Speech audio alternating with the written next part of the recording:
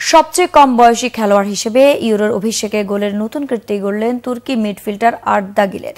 মঙ্গলবার জর্জিয়ার বিপক্ষে তুরস্কে ৩-১ জেতা ম্যাচে দ্বিতীয় গোলটি করে ক্রিস্টিয়ানো রোনালদোর রেকর্ড টপকে গেছেন ১৯ বছরের রিয়াল মাদ্রিদ তারকা।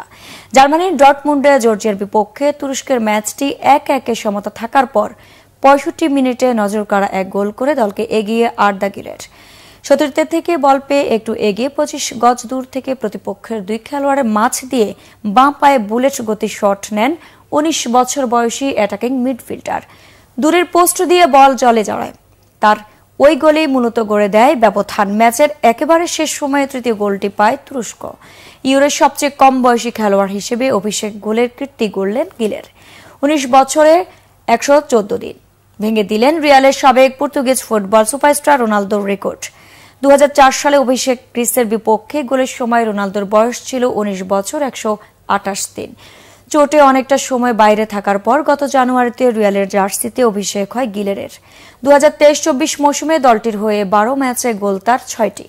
সেই ফর্ম জাতীয় দলেও টেনে আনলেন গিলের। প্রথমবার ইউরোর খেলতে নেমেই করলেন গোল। তুরস্কের হয়ে ৮ ম্যাচে এটি তার দ্বিতীয় গোল। প্রথমটি ছিল প্রায় ১ বছর আগে ইউরোর বাছাই ওয়েলসের বিপক্ষে।